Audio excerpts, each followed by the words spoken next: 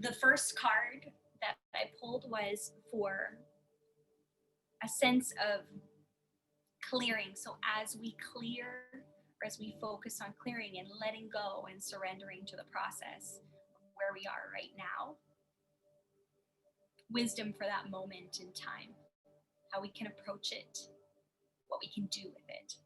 And so the card that I drew was a burst of magic. And that's that lotus flower of the crown. And what this card is really speaking to is that when we stay in the mind of needing to figure it all out and fix and control situations, we actually limit our availability to receive the answer, especially when the answer is very much outside of our control. And for much of what we find ourselves in now, in this current reality, both personally and collectively, so much of it is outside of our control. And so as we move from the mind into the heart space, and we find that state of acceptance, of surrender, of quiet and stillness, I find that space within my heart and within the body. When we're there, that is when we integrate the missing puzzle pieces. Many times we find the answers in that moment to the thing that perhaps we haven't been able to figure out for a very, very long time. When this moment arises, it sometimes can be triggering, especially if something pops up that we think has been dealt with. But that's over and done. But that was the past. Or, but this doesn't bother me anymore. Why is it bothering me now? That is the moment where there's this final piece that either needs to be cleared or this final piece of wisdom and information that we need to kind of click into place. And that is what will come. And you'll know that you received it because suddenly your next step is obvious. You might not like it, but you will know in that precise moment, without a shadow of a doubt, you will know what is your next step. But it can be fleeting. And so honor those moments. And if you're someone like me that can tend to doubt yourself, you can have these amazing moments where you're like, oh, that makes sense, or oh, that's what I need to do. And then later you lose your enthusiasm for it, or those voices start getting in there. Write it down or tell somebody else so that when the moment's gone, you can course correct and come back to it. So that is the magic that is coming to us. And what this is saying is that right now is a really potent time for this. And so lean into it. Be intentional about carving out time, space, and practices that are really going to help you move from the head into the heart and into the physical body. So that's right now. That's this time of transitioning. Now, my next card that I sought wisdom for was guidance for navigating 2020. Where should we focus our attention? And I love this. I was really excited with this answer. The card that I drew was the Rose's Kiss. And what this card speaks to is the pleasures in life. And at first, that can sound ridiculous right now. 2020 has not been a year of infinite pleasures for very many of us. And so the encouragement is that next year, in the coming year, we really focus on experiencing the pleasures of life. And I don't mean the manufactured pleasures, like going out for dinner and, partying or buying a ton of things or going on vacations. All those things are nice and they can bring pleasure. But the pleasures that this is talking about is the pleasures that we can experience with our 5 senses in everyday, ordinary life. And you'll know those moments because suddenly you feel so awake. In those moments where you notice the way the light casts a shadow on the ground. The moment where you taste something and it tastes incredible and you forgot how much you enjoyed this. The moment when you're having a conversation with somebody and you lock eyes and it's so tempting to turn your gaze, but you stay.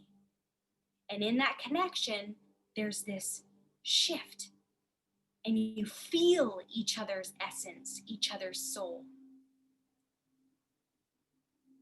It's those pleasures that we're being asked to lean into. The way we feel when we're outdoors. The way we feel when we actually connect with our breath. They don't cost a thing.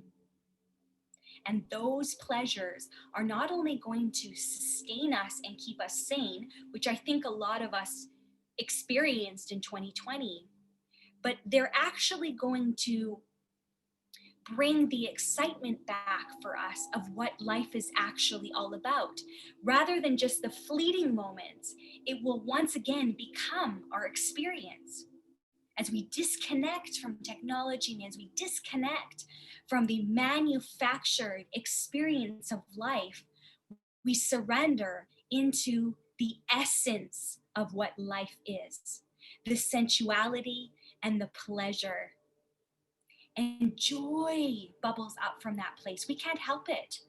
And for even just a moment, we forget whatever it is that was worrying us or bothering us, what's going on in our life that we can't control.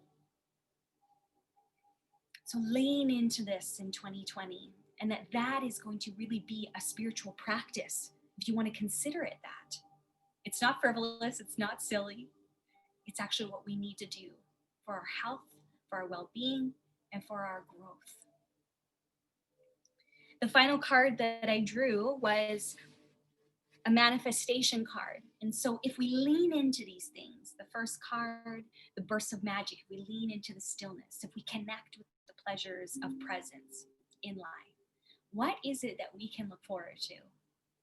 What can we co-create or manifest from that intentional place?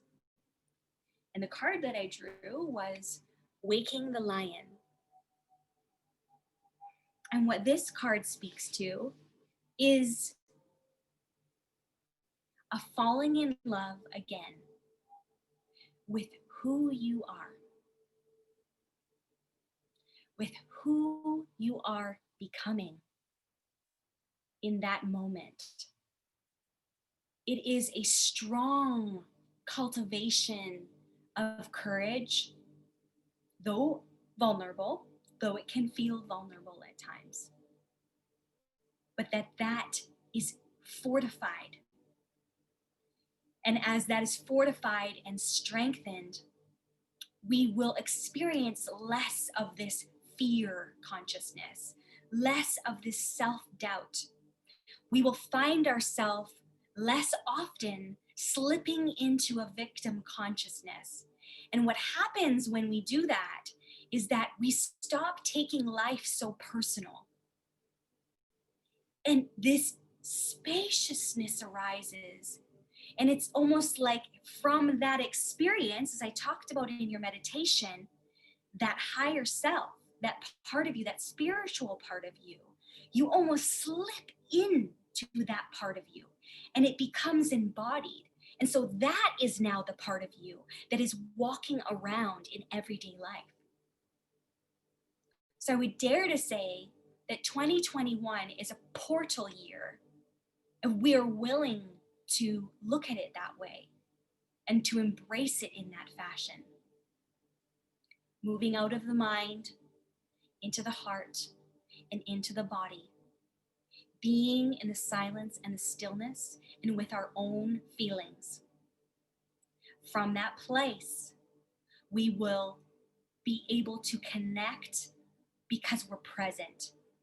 And when we're present, we will feel the pleasures and the joy and the sensuality of life all around us in everything.